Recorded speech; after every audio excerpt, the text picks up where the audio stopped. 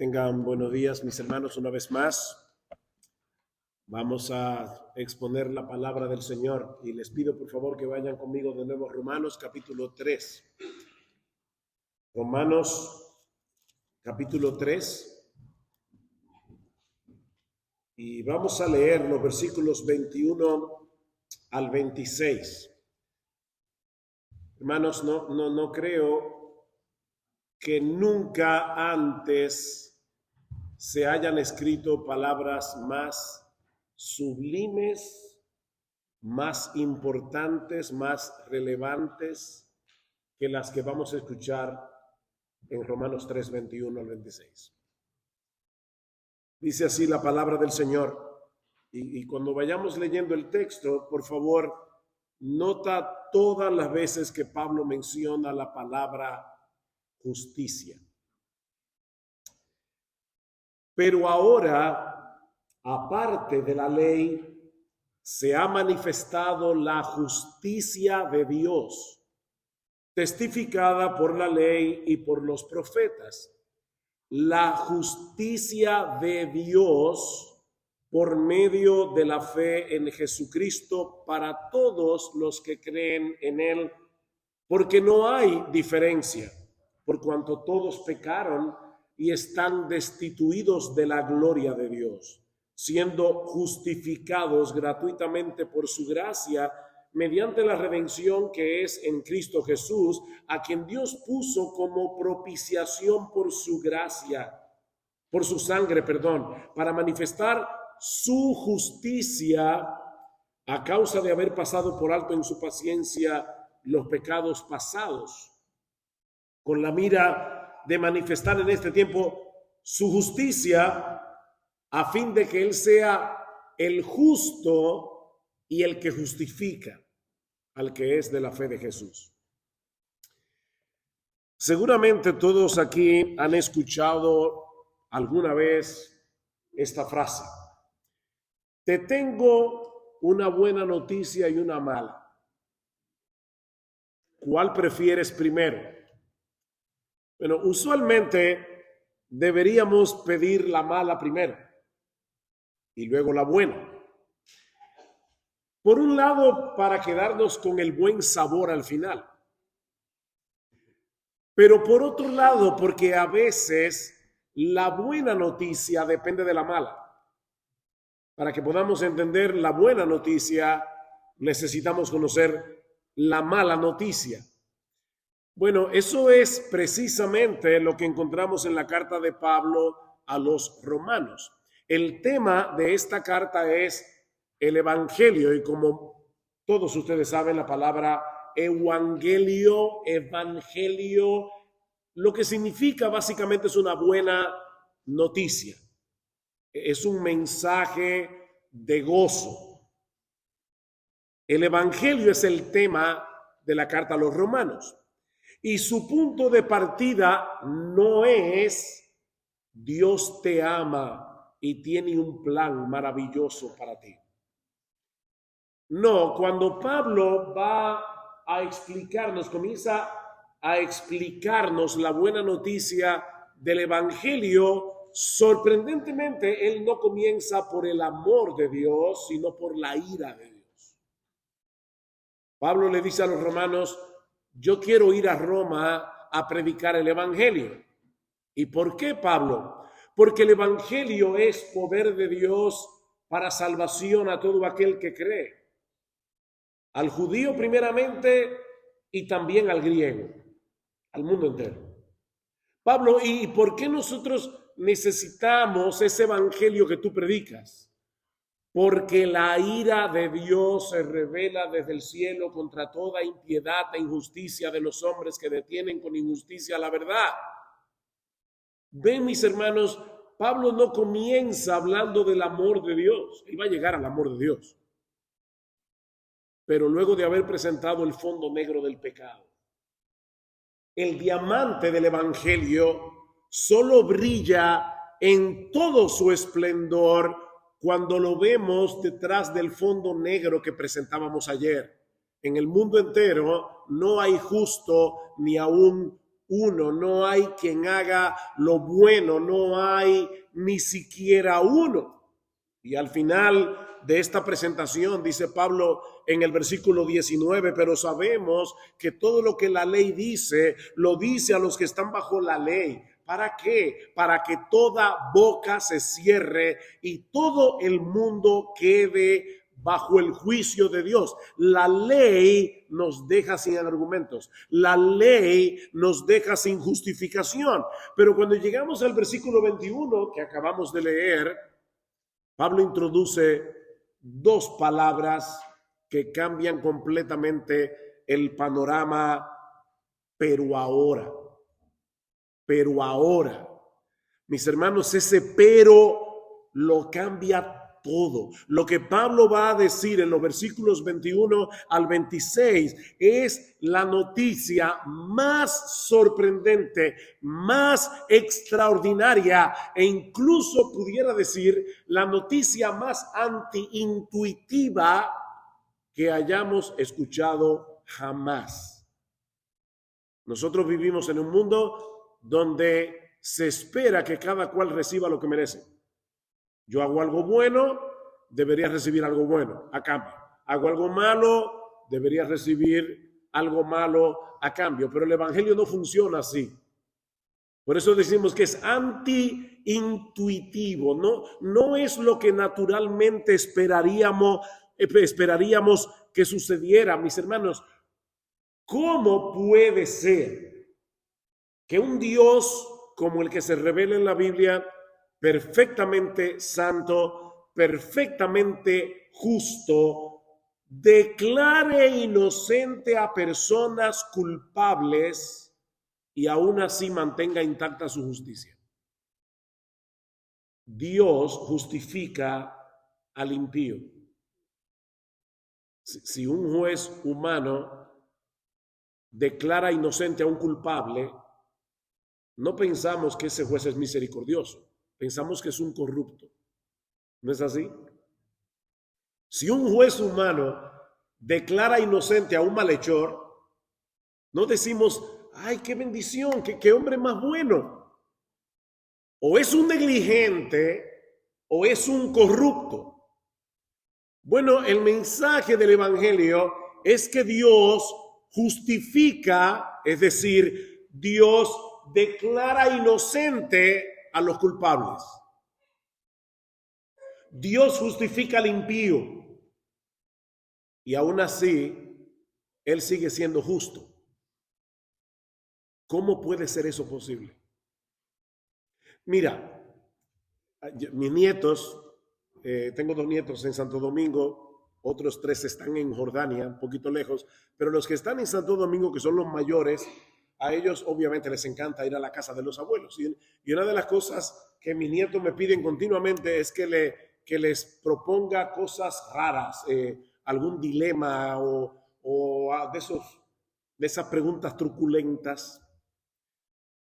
Hay preguntas que tú puedes ignorar la respuesta y no tienes ningún problema. Por ejemplo, ¿cómo es posible que una vaca coma hierba verde y dé leche blanca?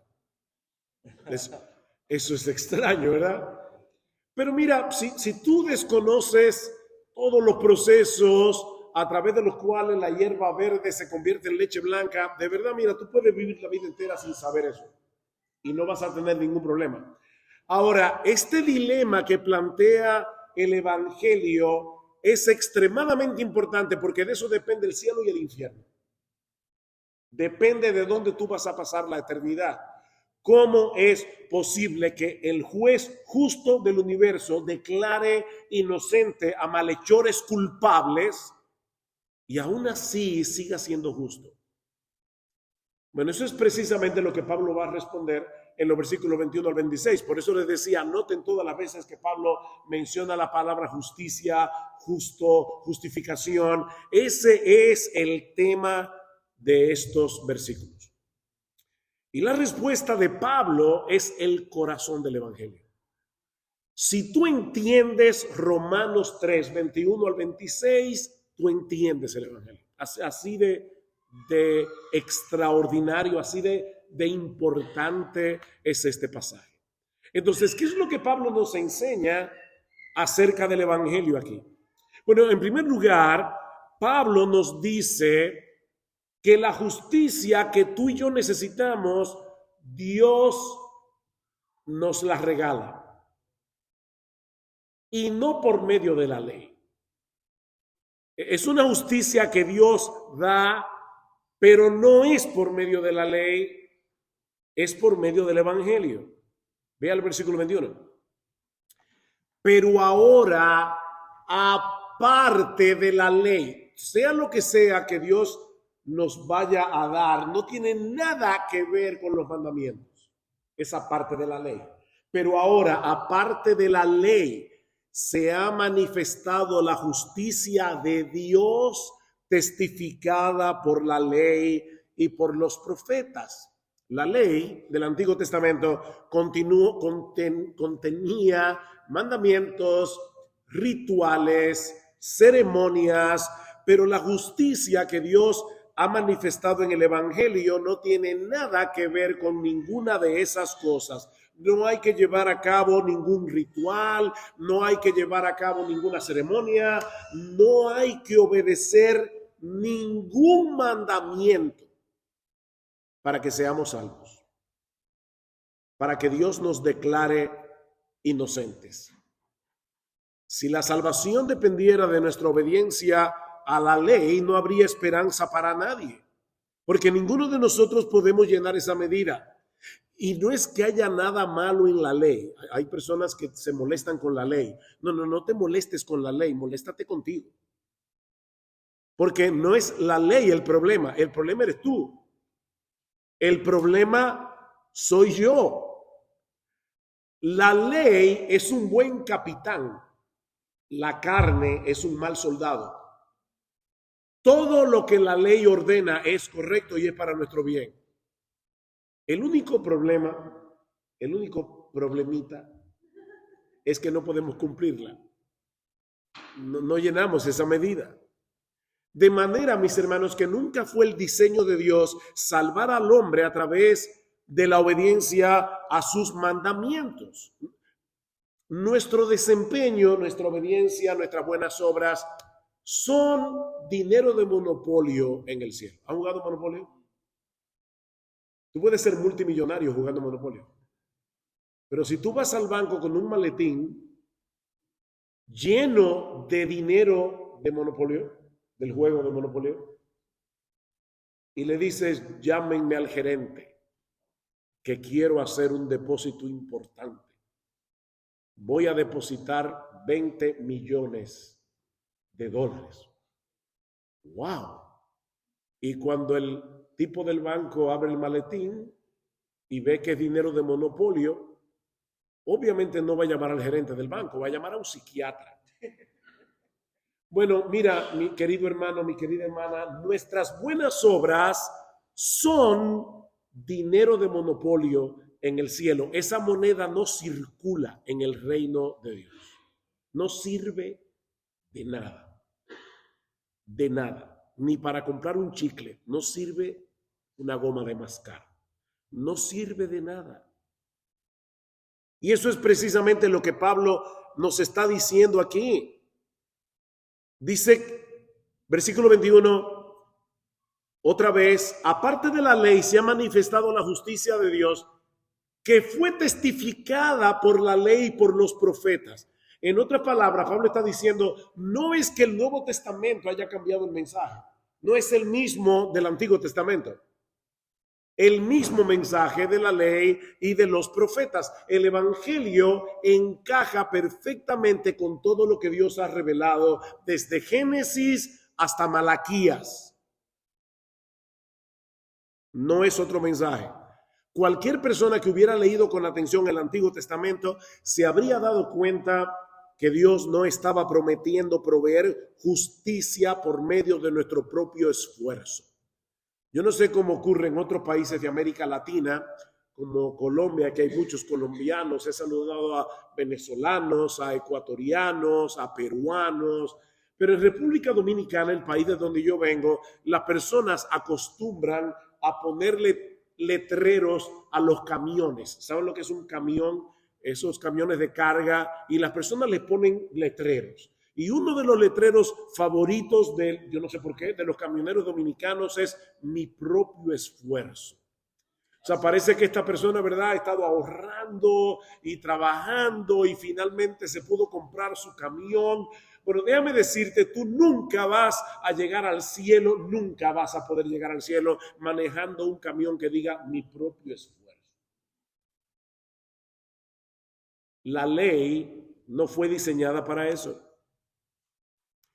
Salmo 31, perdón, versículo 1. Este es un salmo que cuando Martín Lutero, el gran reformador, estaba estudiando los salmos por ahí por el 1516, 1515, antes de clavar la famosa 95 tesis en la puerta de la iglesia del castillo en Wittenberg. Lutero estaba predicando de los salmos, estaba enseñando los salmos, y de repente se encontró con esta declaración: en ti, oh Jehová, he confiado, no sea yo confundido jamás, líbrame en tu justicia.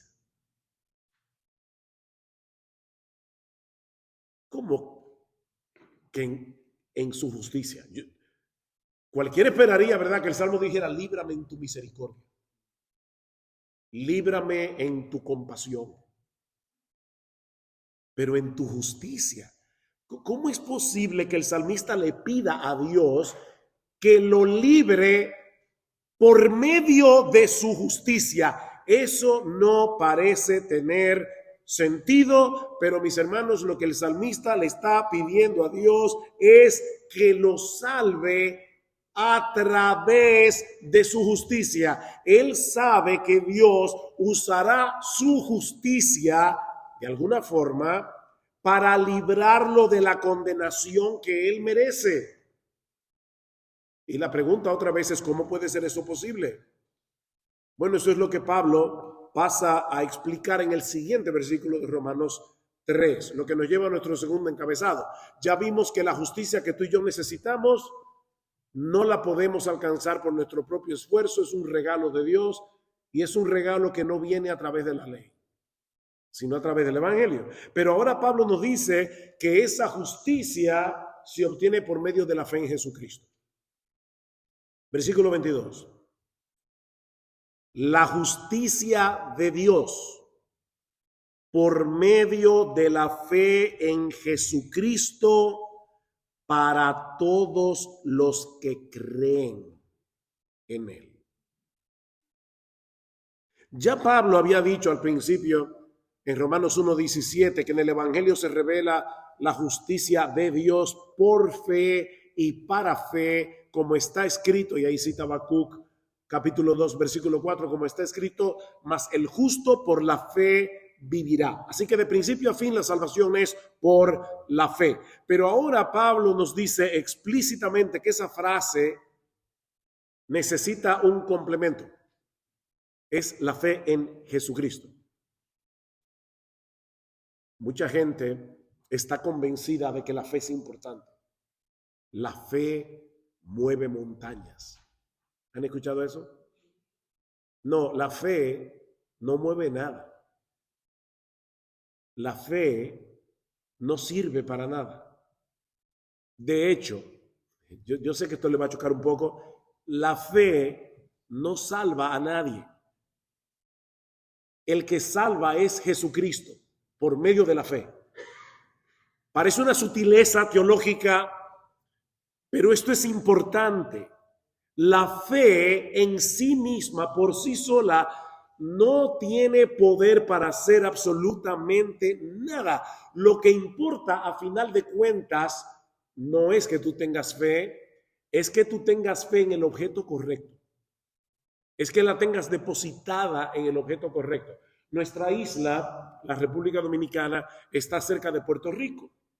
Puerto Rico pertenece a los Estados Unidos, es un estado libre y asociado de los Estados Unidos. Así que muchos dominicanos quieren llegar a Puerto Rico para de ahí ya saltar a Nueva York, sobre todo, o a Miami.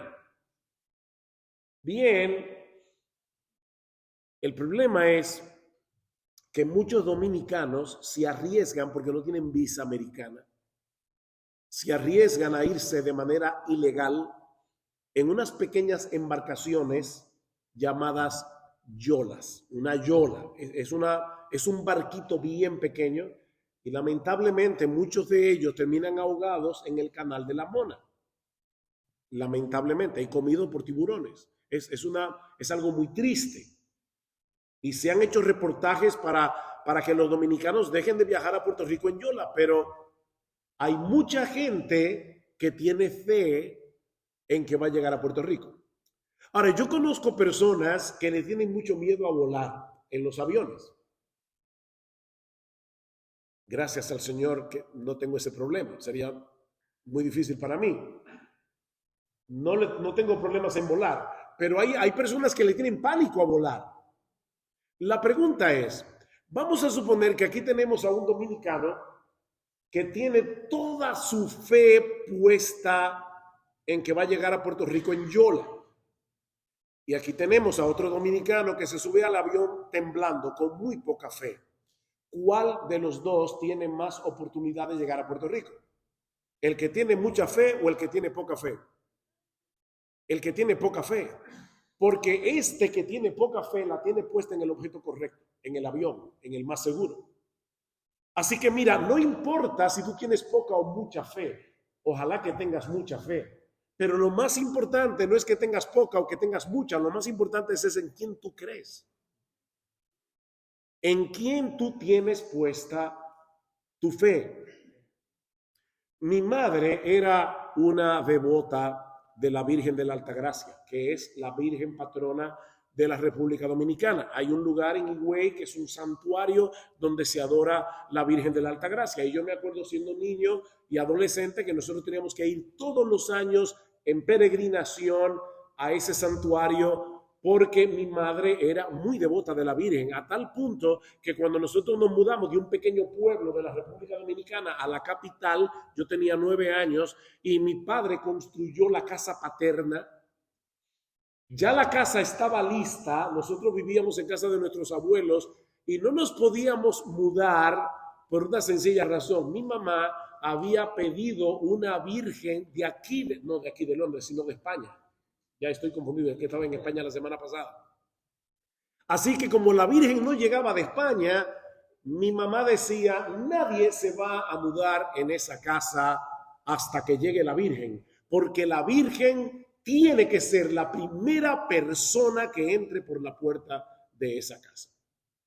Cuando yo me convertí al Señor, yo fui el primero de la familia que me convertí a los 17 años y comencé obviamente a predicarle a mi papá, que era un agnóstico, no creía ni en el agua fría, y a mi mamá, que era tan católica y devota de la Virgen de la Altagracia, y yo comencé a predicarle el evangelio. Obviamente, tanto mi padre como mi madre se molestaron conmigo, los dos por razones muy diferentes. Mi papá se educó en Belén, en un colegio protestante inglés, vivió toda su adolescencia y su juventud frente a frente a la iglesia de la Natividad, donde supuestamente nació Jesús. Así que mi papá conocía muy bien la Biblia, fue educado en un colegio protestante y conocía muy bien el Corán también. Se sabía pasajes del Corán de memoria y se sabía pasajes de la Biblia de memoria y no creía ni en el Corán ni en la Biblia. Y él nos educó a mis hermanos y a mí para ser incrédulos. Y nosotros crecimos siendo incrédulos. Hasta que yo conozco el evangelio, me convierto al Señor, comienzo a predicarle a mi familia, todos se molestan conmigo. Mi hermano mayor me dijo, yo pensaba que tú eras un poquito más inteligente, pero yo no sé cómo esa gente te lavó el cerebro. Pero la historia es más larga que esto, pero al final de cuentas mis hermanos hicieron profesión de fe. En menos de un mes ya los tres profesábamos la fe de Jesucristo. Y el día que nos bautizamos, los tres, estaba en una iglesia donde el predicador hacía llamados al frente y cuando termina el bautismo y el predicador hace un llamado, de repente yo veo que mi madre se pone en pie y a viva voz dice a todo el mundo que estaba ahí, Yo estaba completamente ciega prendiéndole velones a vírgenes y a santos, y ahora me doy cuenta que Jesucristo es la luz del mundo. Nos quedamos espantados. Y cuando llegamos a casa le dijimos: mami, ¿de verdad tú has creído solo en Cristo? Solo en Cristo. De paso, ese es el título de mi sermón de hoy: solo en Jesús. ¿Tú dejas que ahora nosotros destruyamos el santuario de la Virgen? Hagan lo que ustedes quieran. Así que mi hermano y yo cogimos un martillo y un mazo, y ya ustedes se pueden imaginar el resto de la historia. Lo curioso es que un año después, ahí nació la iglesia de la que yo soy pastor desde hace casi 40 años. Iglesia Bíblica del Señor Jesucristo, donde estaba ese santuario. Ahí nació la iglesia. Pero yo hago esta historia, mis hermanos, porque yo era un incrédulo total, y mis hermanos también. Mi mamá, en cambio, era una creyente devota. El único problema es que ella tenía su fe puesta en el objeto incorrecto. Así que lo importante, mis queridos hermanos aquí en Londres, lo importante no es la fe, lo importante es en quién tú depositas, en quién tú descansas tu fe, porque la única justicia que Dios acepta como buena y válida es la suya. Para llegar al cielo hay que ser tan justos como Dios. Dios no acepta menos. Y esa justicia es imputada, esa justicia es puesta en nuestra cuenta cuando nosotros depositamos nuestra confianza en Jesucristo. Así de simple. Así de simple. Mis hermanos, en cada microsegundo de su existencia, Jesucristo amó a Dios con todo su corazón, con toda su alma, con toda su mente, con todas sus fuerzas, y al prójimo como a sí mismo. Él cumplió toda la ley, desde la cuna hasta la tumba. Ni tú ni yo podemos hacer eso. Y lo que Dios nos ofrece en el Evangelio es hacer una transferencia, es transferir esa justicia perfecta a nuestra cuenta cuando nosotros confiamos en Jesús. Versículo 22, otra vez, la justicia de Dios por medio de la fe en Jesucristo. ¿Qué dice Pablo en 2 Corintios 5:21? Al que no conoció pecado, por nosotros Dios lo hizo pecado para que nosotros fuésemos hechos justicia de Dios en él. Justicia de Dios. ¿Qué es lo que tú y yo tenemos ahora, mi amado hermano y mi amada hermana? Tú y yo tenemos la justicia de Dios por causa de nuestra unión con Cristo. Hay una frase muy popular y lamentablemente se escucha a veces en iglesias evangélicas: Dios nos ama tal cual somos. ¿Han oído eso? Eso no es verdad. Eso es una mala enseñanza. La Biblia no enseña eso. Mis hermanos, hay una sola persona en todo el universo al que Dios ama tal cual Él es: Jesucristo. Nadie más. Este es mi Hijo amado. En Él yo tengo toda mi complacencia, de manera que Dios nos ama tal cual somos. No, Dios nos ama a pesar de lo que somos. Es muy diferente. A pesar de lo que somos. Y por eso envió a su Hijo, nuestro Señor Jesucristo, para que Él nos librara de una vez por todas de la esclavitud y la condenación del pecado, y ahora nos está transformando gradualmente para que seamos cada vez más como Él. Así que Dios no nos ama tal cual somos. No, Él ama a su Hijo tal cual Él es, y nos está convirtiendo y transformando a ti y a mí en su Hijo. Igual a su Hijo. Eso no se va a lograr aquí en la tierra. Pero cuando lleguemos al cielo, nosotros seremos como Jesús. Dice, le veremos tal cual es, y por eso seremos transformados a su semejanza. Hermanos, ¿qué es lo más hermoso, lo más glorioso que habrá en el cielo? ¿Las calles de oro? ¿Las puertas de perlas? ¿El mar de cristal? ¿Qué es lo más hermoso que hay en el cielo? Jesús. Jesús. ¿Y qué es lo segundo más hermoso que habrá en el cielo? Nosotros. ¿Por qué? Porque todos nos pareceremos a Jesús. Vamos a ver a Jesús por todas partes. Dios está haciendo una obra ahora. Poco a poco nos está transformando. Dios nos une a Cristo por la fe de tal manera que ahora Él nos ve en su Hijo. Nos ve en su Hijo, en el cual Él tiene toda su complacencia. De manera que la salvación es únicamente por medio de la fe en Jesucristo. Pero luego Pablo añade otra frase que parece redundante. Vean el versículo 22. La justicia de Dios por medio de la fe en Jesucristo para todos los que creen en Él. Pero ya dijo que era por la fe. ¿Para qué añade para todos los que creen?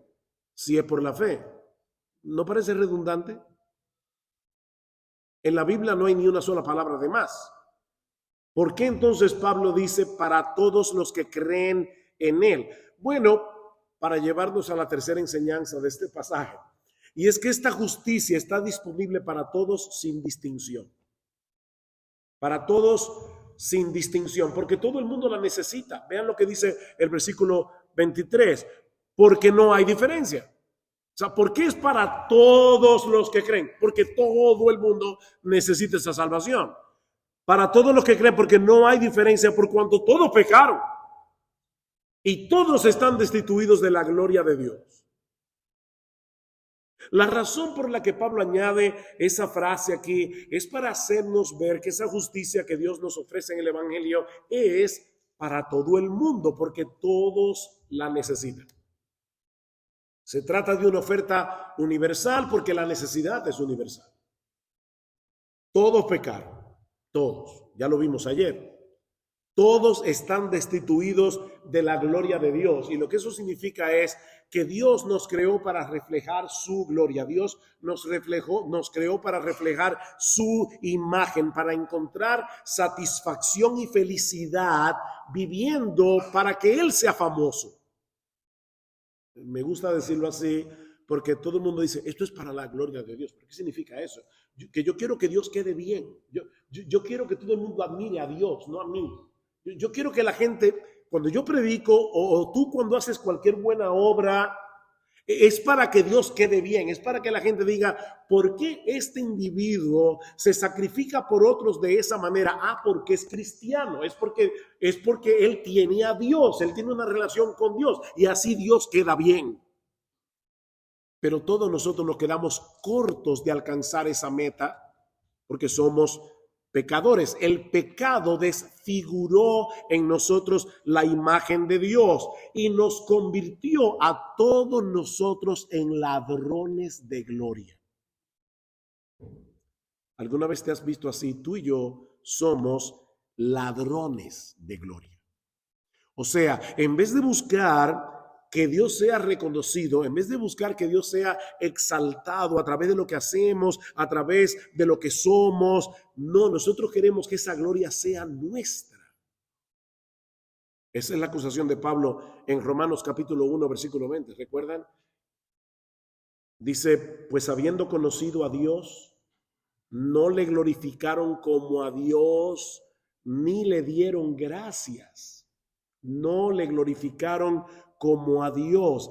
Esa es la gran tragedia de la raza humana, que hemos perdido la razón de ser de nuestra existencia, glorificar a Dios y gozar de Él por siempre. Así que no pienses ni por un momento que no necesitas la salvación que el Evangelio ofrece. No hay diferencia, dice Pablo.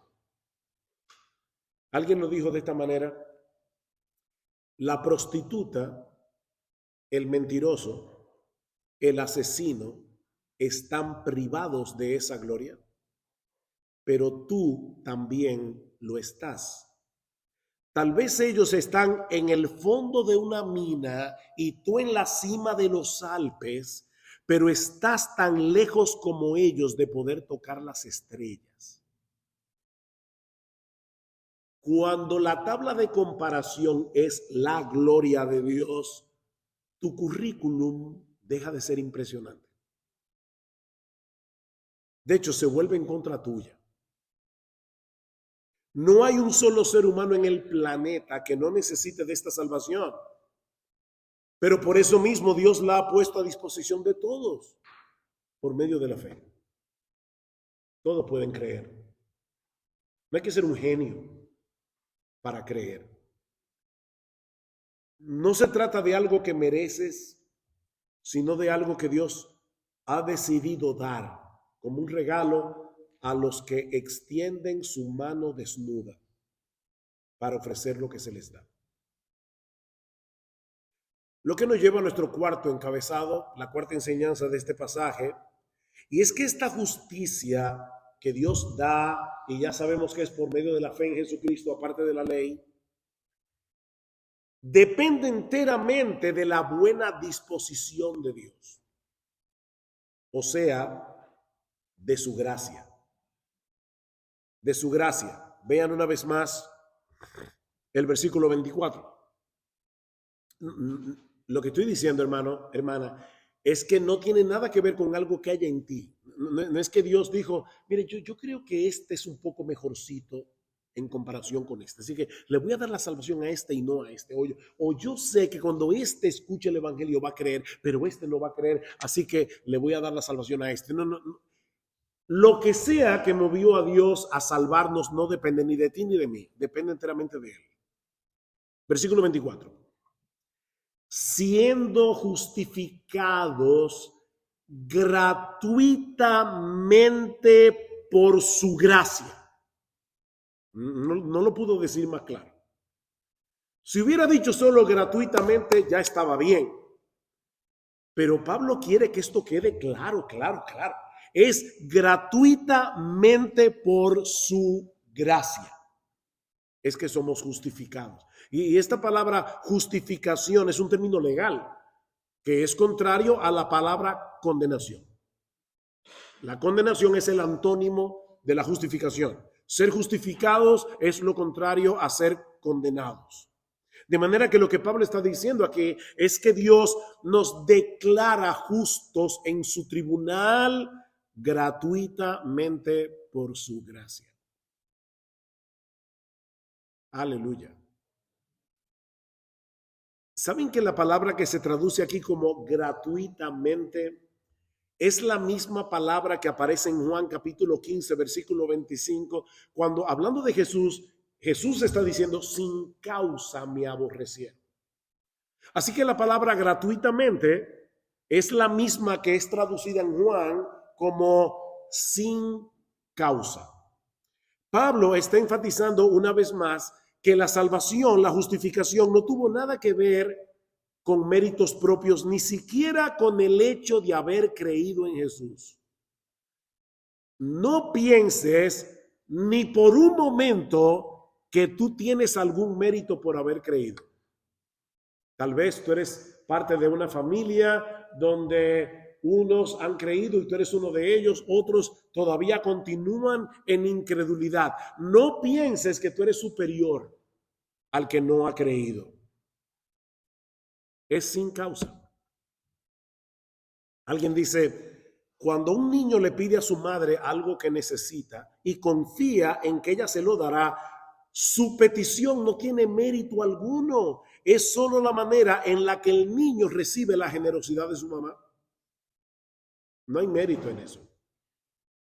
La fe no es otra cosa que venir a Dios con las manos vacías para recibir lo que Él promete dar por el evangelio. Y créame, esta distinción es muy importante, porque si llegas a pensar, dice un teólogo, si llegas a pensar que tu creencia es la causa de tu salvación, dejarás de mirar a Cristo y comenzarás a mirar tu fe.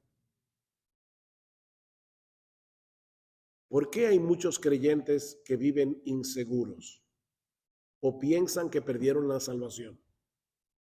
Porque no están mirando a Cristo, están mirando su fe. Cuando tú dejas de mirar a Cristo y comienzas a mirar tu fe, algunas veces te vas a sentir orgulloso cuando tu fe está fuerte. Y otras veces te vas a sentir inseguro porque nuestra fe varía en intensidad. ¿No es así? Yo escucho a personas que tú le preguntas, ¿cómo estás? En victoria. Todo el tiempo están en victoria. Bueno, yo no siempre estoy en victoria. A veces estoy casi rozando el infierno. Alguien decía, a mí el Facebook me deprime. ¿Por qué? Porque todo el mundo es feliz en el Facebook. Y todas las familias de Facebook son geniales. Aparecen los niños sonriendo, hasta los adolescentes. Todo el mundo es genial en Facebook. Pero el artículo no termina ahí. El artículo decía, ¿por qué el Facebook me deprime y la iglesia también? Porque muchos traen a la iglesia su cara de Facebook. Y tú le preguntas, ¿cómo estás? Bien, todo el mundo está bien. Parece que el único que sufre soy yo. El único que tiene lucha, el único que tiene problemas con su pecado, todo el mundo está feliz. En victoria. Eso no es verdad. La fe varía en intensidad. Lo que no varía es Jesús. ¿Ven, hermanos? Cristo es el mismo ayer y hoy por los siglos. Nuestra fe puede variar, pero Jesús es el mismo y es Cristo el que salva por medio de la fe. Nunca olvides eso. Y lo que movió a Dios a darnos ese regalo fue su gracia. Solo su gracia. Su buena disposición, esa es la gracia. Su buena disposición a darnos en Cristo no lo que merecemos, sino lo contrario de lo que merecemos. Eso es gracia. Algunas personas dicen, la gracia es un favor inmerecido. No es un favor inmerecido. Si tú le das una limosna a un pordiosero, eso es misericordia. Pero si ese pordiosero había entrado en tu casa la noche anterior y te había robado, y como quiera tú decides ayudarlo, eso es gracia. Porque lo que ese pordiosero merece es la cárcel. Así que la gracia no es simplemente un favor inmerecido. Es un favor en el que Dios te da no lo que mereces, sino lo que es totalmente contrario a lo que tú mereces. Porque lo que tú y yo merecemos es el infierno. Por eso la prédica de ayer. Y por eso comenzaba este sermón diciendo, te tengo una buena noticia y una mala. Pero si no entiendes la mala, no vas a entender la buena. La mala es que somos pecadores. La mala es que Dios es justo. La mala es que algún día Dios nos juzgará con justicia. La mala es que en ese juicio todos vamos a ser condenados. La buena es que ya Cristo cumplió la condena en la cruz del Calvario y Dios nos regala su justicia cuando nosotros creemos en Él. Pero Pablo todavía no ha resuelto el dilema que planteamos al principio. ¿Cuál es el dilema? ¿Cómo puede ser que un Dios perfectamente justo declare inocente a un culpable y siga siendo justo? Eso nos lleva a nuestra quinta enseñanza. Y es que Cristo hizo por nosotros lo que nosotros no podíamos hacer por nosotros mismos: satisfacer plenamente la justicia de Dios. O sea, Dios no tuvo que suavizar su justicia. Dios no tuvo que rebajar sus demandas para poder perdonar nuestros pecados. Lo que Él hizo, quiere el Espíritu Santo venir ahora y de verdad obrar en el corazón de cada uno. Yo sé que muchos de ustedes conocen la historia del gran avivamiento que ocurrió en Massachusetts, en Northampton, a través de hombres como Jonathan Edwards, como George Whitefield. ¿Saben cómo comenzó ese avivamiento? Comenzó con un sermón de Jonathan Edwards, un sermón bien doctrinal acerca de la justificación por la fe sola, que es lo que estamos predicando hoy aquí. Y yo pienso, Señor, si tú lo hicieras otra vez, si tu Espíritu Santo descendiera y encendiera en fuego el corazón de cada creyente que está aquí, porque esta verdad es impresionante. Versículo 24, siendo justificados gratuitamente por su gracia mediante la redención que es en Cristo Jesús, a quien Dios puso como propiciación por medio de la fe en su sangre para manifestar su justicia a causa de haber pasado por alto en su paciencia los pecados pasados. Hay demasiado aquí. ¿Han leído Romeo y Julieta de Shakespeare? Uno era Capuleto, el otro era Montesco, y eran dos familias rivales. Así que la pobre Julieta no podía casarse con Romeo porque él era Montesco y ella era Capuleto. Y hay un monólogo, un diálogo entre Julieta y Romeo, donde ella le dice: ¿qué hay en un nombre? La rosa seguiría teniendo el mismo aroma aunque tuviera otro nombre. Y Romeo seguiría siendo Romeo aunque no fuera Montesco. Olvida tu apellido y ven conmigo. Muy romántico. Hay personas que son como Julieta en la iglesia. Le desesperan todas estas nomenclaturas y todo esto. Mi fe es tan simple. Yo solo sé que Cristo murió por mí. ¿Y para qué tengo yo que saber todos esos términos teológicos? ¿Verdad? La misma desesperación de Julieta con los apellidos. ¿Para qué yo tengo que conocer lo que es la propiciación, la justificación, la redención? Eso es demasiado complicado. Bueno, mis hermanos, Dios nos reveló esos términos en su palabra porque Él quería que nosotros entendiéramos lo más precisamente posible qué fue lo que pasó en la cruz.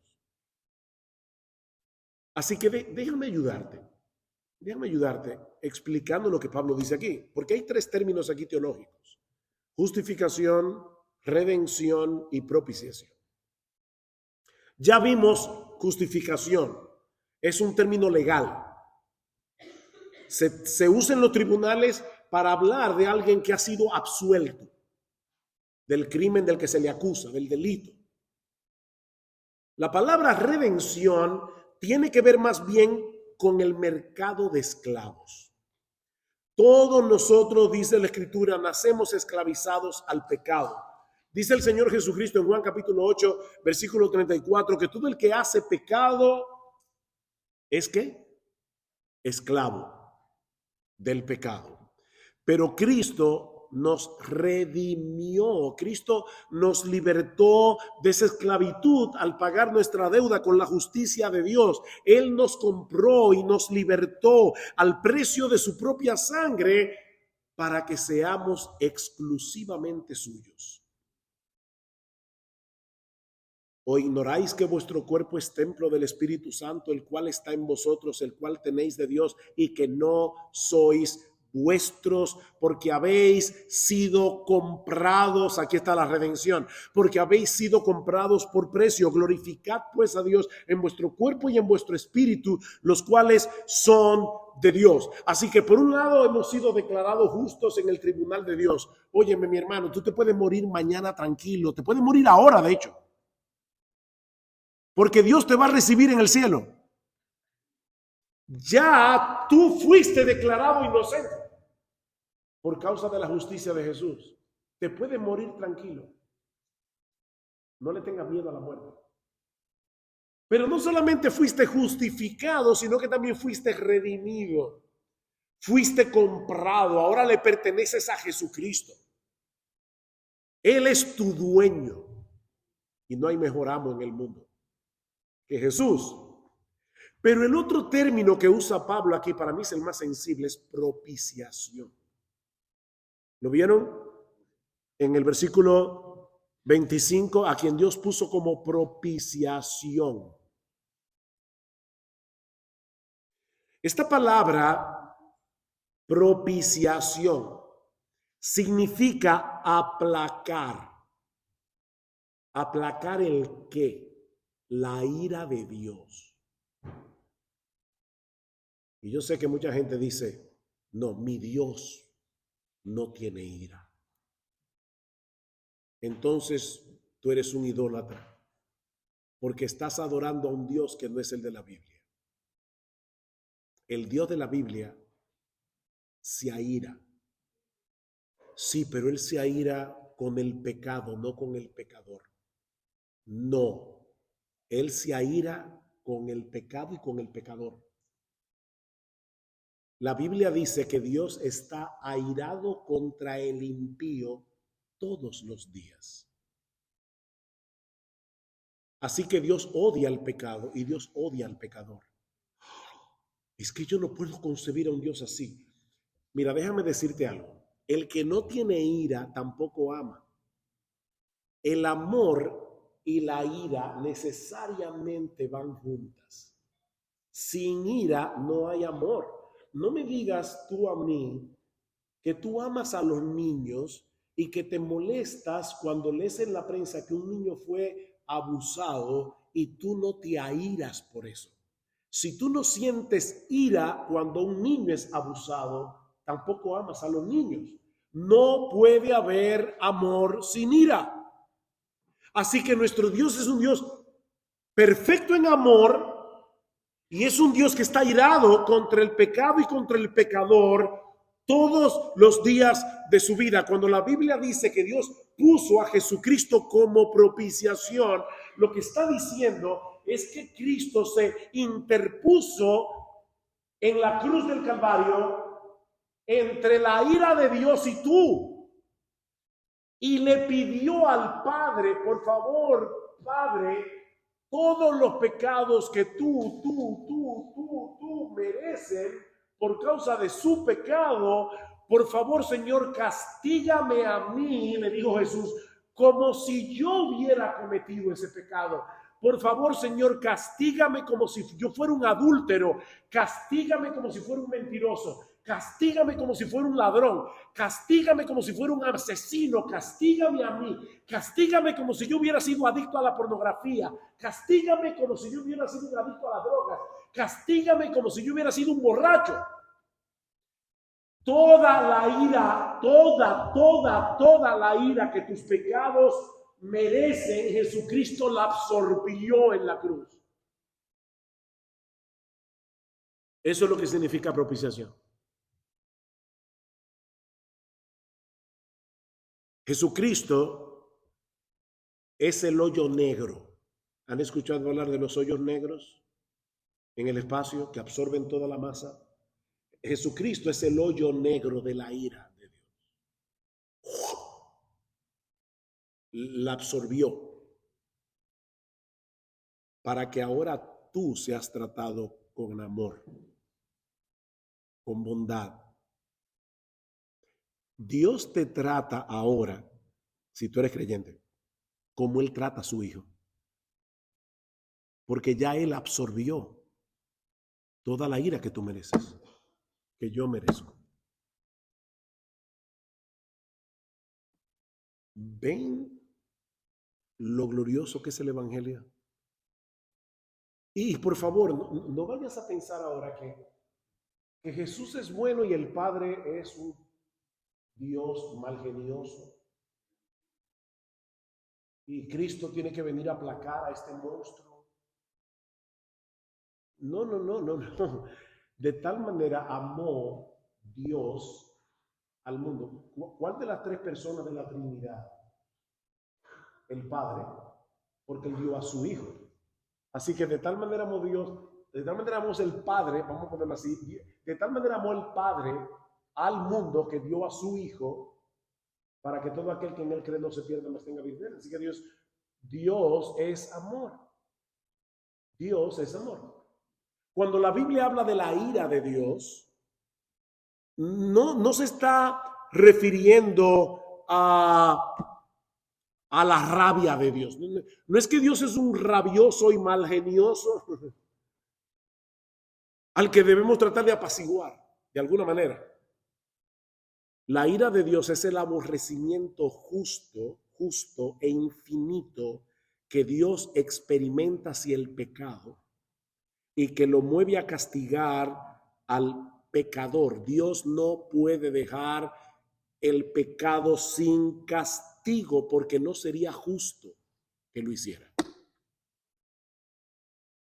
Pero es aquí precisamente donde el Evangelio se torna absolutamente sorprendente, porque Dios el Hijo se hizo hombre y tomó nuestro lugar en la cruz del Calvario para recibir sobre sí la ira divina que tú y yo merecemos. Eso resuelve el dilema. ¿Cómo es posible que un Dios perfectamente justo declare inocentes a un grupo de culpables y seguir siendo justo? Ya no hay problemas porque uno que es perfectamente justo pagó tu deuda. Así que el pecado no quedó sin castigo. El pecado no quedó sin castigo, fue castigado en Jesús.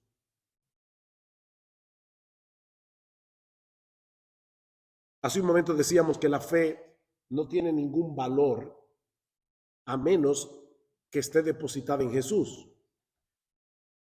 Bueno, esa frase todavía no es suficiente, porque hay muchas personas que creen en un Jesús que no es el de la Biblia. No se trata simplemente de creer en Jesús. Hay personas que dicen, ay no, Jesús, yo estoy en un chat familiar y ahí hay de todo. Porque en mi familia hay muchos católicos, hay algunos que son evangélicos y todos son religiosos, todos aman a Dios, todos hablan de Jesús, maravillas.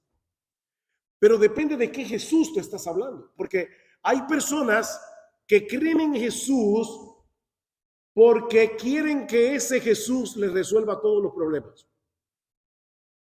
Ellos creen en un Jesús que es una especie de lámpara de Aladino con psiquiatra todopoderoso.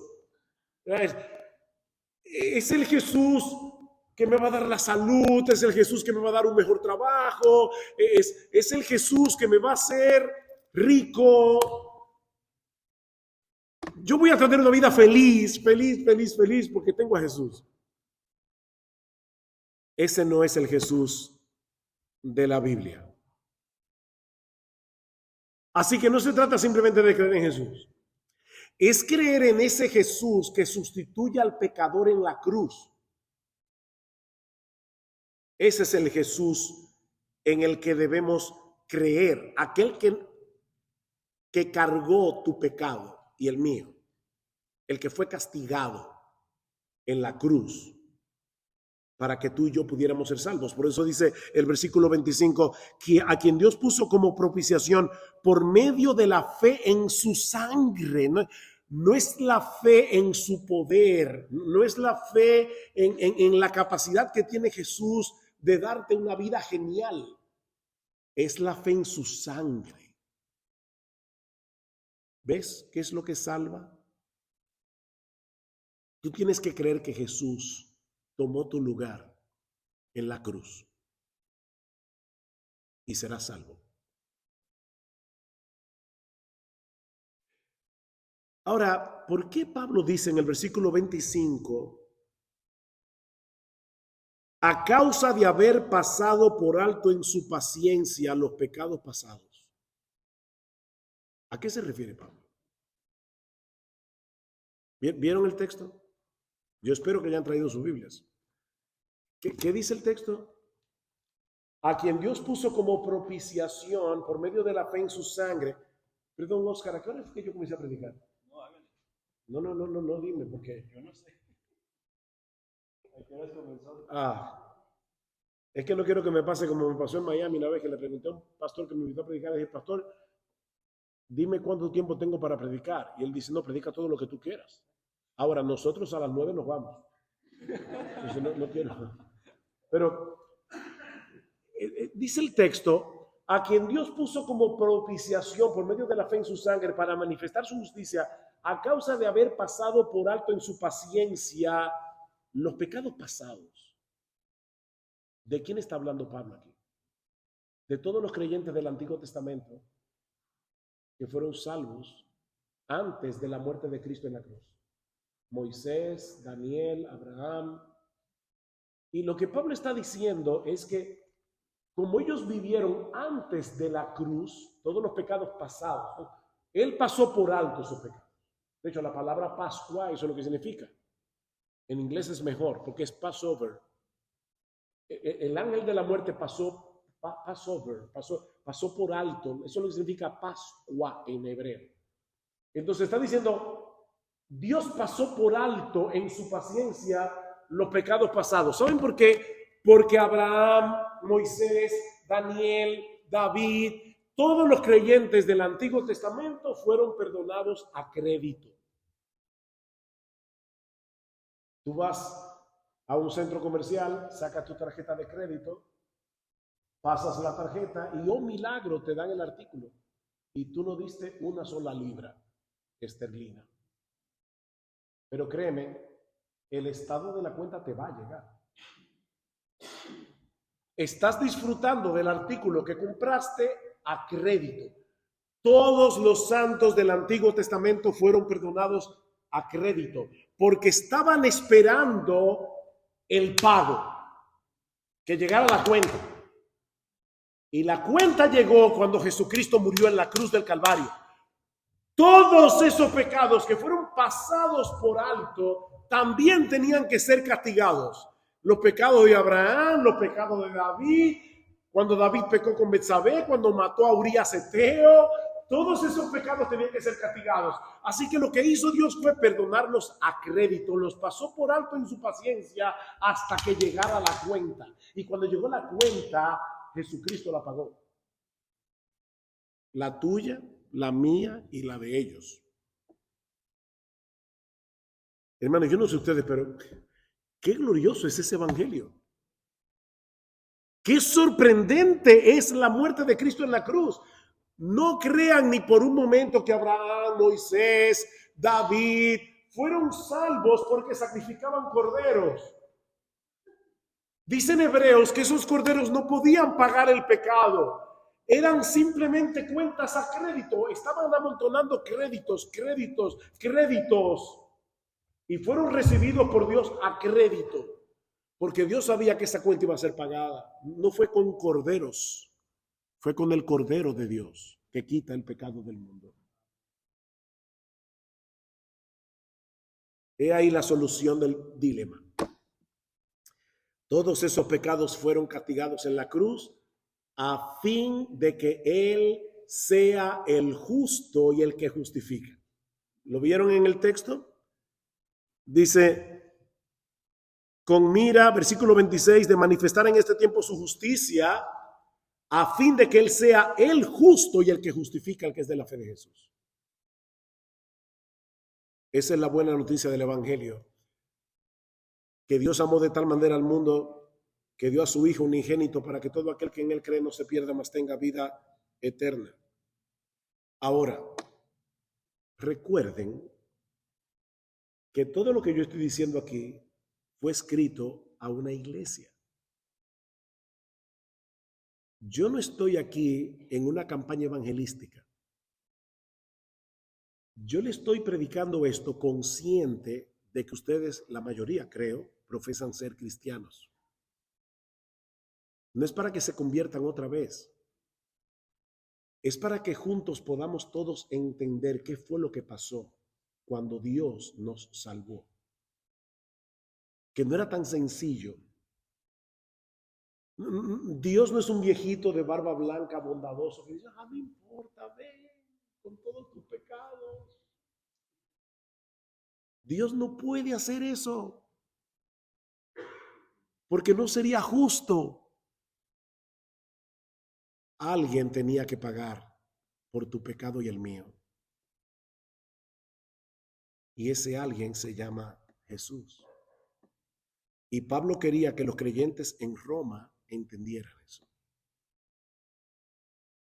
Y yo quiero que los creyentes en Londres entiendan eso. Porque no podemos crecer en santidad, no podemos dar frutos para Dios, no podemos alabar con un corazón apropiado, a menos que entendamos eso. No se puede. Se puede manipular a una iglesia para que cante, exalte y haga muchísimas cosas. Pero alabar a Dios solo es posible cuando se entiende el evangelio. Si la salvación es un regalo de Dios aparte de cualquier obra humana, aquí vienen las implicaciones. Por un lado, no tenemos nada de qué gloriarnos en nosotros mismos. Pero no voy a hablar mucho de eso ahora porque vamos a verlo esta tarde. Dice Pablo en el versículo 27, ¿dónde pues está la jactancia? ¿Tú tienes algo de qué jactarte? Si tú dices que tú eres cristiano, tú vas con un letrero que dice, yo soy un miserable pecador que merece el infierno. Eso es lo que tú estás diciendo. Entonces, ¿de qué te jactas?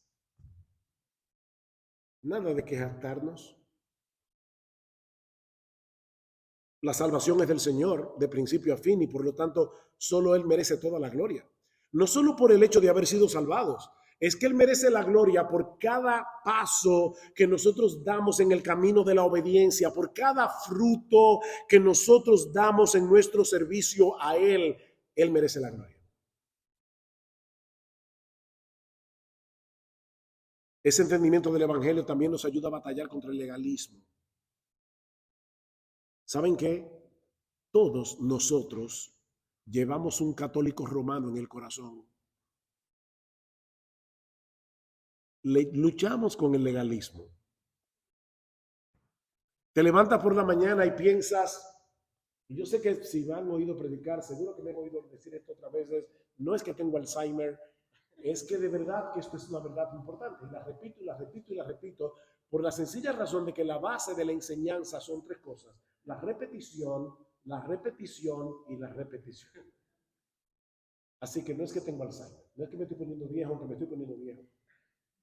Pero muchos creyentes se levantan por la mañana y dicen, wow, me levanté a las 5 de la mañana, hoy leí mi Biblia, tuve una hora entera ahí orando al Señor, llegué a mi trabajo y le prediqué el evangelio a un amigo, a un compañero inconverso.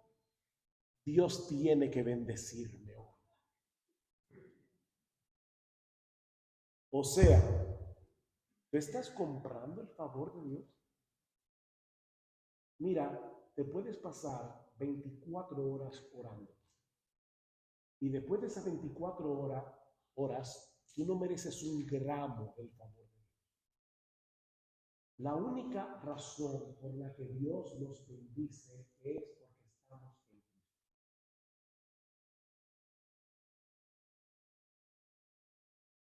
Bendito el Dios y Padre de nuestro Señor Jesucristo, que nos bendijo con toda bendición espiritual en los lugares celestiales en Cristo, según nos escogió en Él antes de la fundación del mundo, habiendo sido predestinados en amor. Fuimos aceptos en el amado. Estamos en el amado de Dios. Así que toda bendición que tú recibes de parte de Dios, es por esto que estamos viendo en Romanos. Jesucristo pagó tu deuda y te dio a cambio su justicia, para que Dios te trate como si tú fueras tan justo como Él. Es por Jesús. Ese entendimiento del Evangelio impacta la manera como nos relacionamos unos con otros en la iglesia local. Fuimos salvados por gracia, por lo tanto debemos manifestar esa gracia en nuestra relación unos con otros. La cruz aplasta nuestra autojusticia y por eso somos capaces de perdonar lo que sea. Lo que sea. Cualquier ofensa. No contristéis al Espíritu Santo de Dios.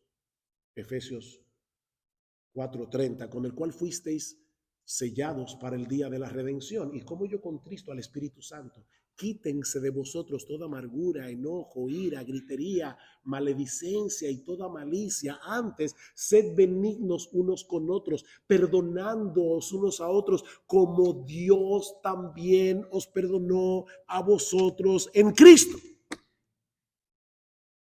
Pastores, que usted no sabe lo que Él me hizo. Yo no sé lo que Él te hizo, ni lo que ella te hizo, ni lo que ella te dejó de hacer. Pero déjame decirte algo, cualquier pecado que cualquier persona cometa contra ti es nada en comparación con todos los pecados que tú cometes contra Dios todos los días. Y Él te perdona, y te perdona, y te perdona, y te perdona, porque Él ya castigó a su Hijo. ¿De verdad hay algo que tú no puedas perdonar? ¿Se dan cuenta, hermanos, que cuando no entendemos el Evangelio vamos a tener muchísimos problemas?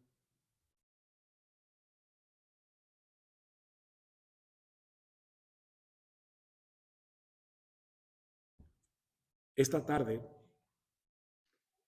vamos a ver las implicaciones de todo esto en algo muy puntual: el orgullo. Porque Pablo dice en el versículo 27, ¿dónde pues está la jactancia? Pero no quiero continuar porque creo que me he extendido más de la cuenta. Ya yo perdí la cuenta de cuándo fue que yo comencé a predicar.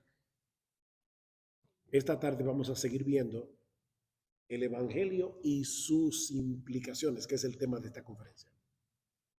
El Señor bendiga su palabra. Vamos a orar. Padre, queremos darte muchísimas gracias por darnos otra vez la oportunidad de predicar este glorioso, maravilloso, extraordinario, antiintuitivo evangelio. Gracias por el gran Salvador que tenemos en Jesús. Por favor, Señor, te había orado antes de la prédica, ahora te oro de nuevo aquí. Bendice a todos mis hermanos y mis hermanas aquí en Londres.